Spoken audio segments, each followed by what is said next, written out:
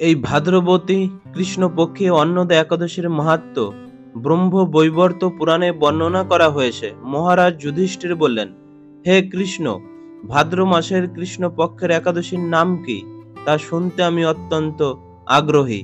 শ্রীকৃষ্ণ বললেন, হে রাজন, আমি সবিস্তারে এই একাদশীর কথা বর্ণনা করছি, আপনি একাগ্র চিত্তে শ্রবণ করুন। ভাদ্রের কৃষ্ণপক্ষে একাদশীকে বলা হয় অন্নদা।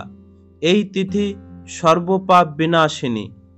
যিনি শ্রীহরির চরণে এই ব্রত পালন করেন তিনি সর্বপাপ মুক্ত হন। এমনকি এই ব্রতের নাম শ্রবণেই রাশি রাশি পাপ বিদূরিত হয়ে যায়। এই ব্রত প্রসঙ্গে একটি পৌরাণিক কাহিনী ইতিহাসে রয়েছে। প্রাচীনকালে হরিশ্চন্দ্র নামে এক নিষ্ঠাপরায়ণ সত্যবাদী চক্রবর্তী রাজা ছিলেন। পূর্ব কর্মফল ও প্রতিজ্ঞার সত্যতা রক্ষায় তিনি রাজ্যভ্রষ্ট হন। অবস্থা এমন হলো যে তিনি নিজের স্ত্রী, পুত্র এবং অবশেষে নিজেকেও পর্যন্ত বিক্রি করতে বাধ্য হলেন। হে রাজেন্দ্র, এই পুণ্যবান রাজা চণ্ডালের দাসত্ব স্বীকার করেও সত্য রক্ষার্থে দৃঢ় নিষ্ঠা প্রদর্শন করেছিলেন। তিনি শ্মশানে মৃত ব্যক্তির বস্ত্র কর রূপে গ্রহণ করতেন।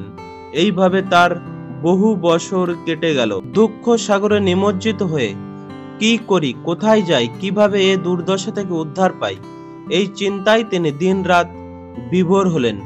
এমন সময় দৈবক্রমে পর দুঃখী গৌতম ঋষি রাজার কাছে এলেন।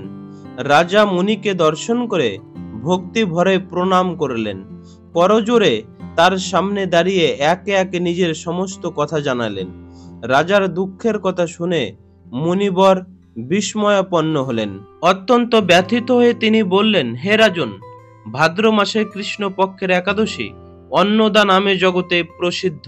আপনি এই ব্রত পালন করুন। এই ব্রত প্রভাবে আপনার সমস্ত পাপের বিনাশ হবে। আপনার ভাগ্যবশত আগামী 7 দিন পরেই এই তিথির আবির্ভাব হবে। ওই দিন উপবাস থেকে রাত্রি জাগরণ করবেন।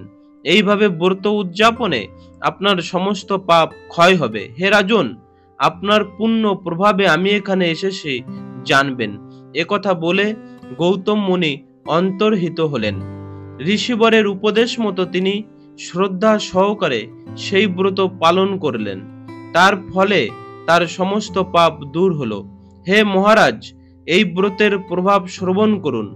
যথাবিধি এই ব্রত পালনে বহু বছরের দুঃখ ভোগের অবসান হয়।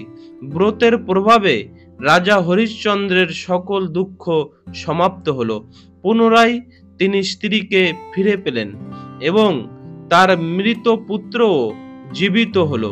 আকাশ থেকে দেবগণ দুন্দুভি বাদ্য ও পুষ্প বর্ষণ করতে লাগলেন।